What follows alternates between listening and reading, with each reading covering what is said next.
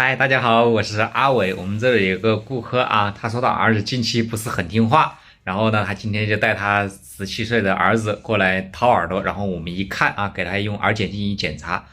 就发现他有一个耳结就堵到了耳朵的门口。我们今天来看一下我们的小姐姐是怎么给我们这个小弟弟把耳结给取出来的吧。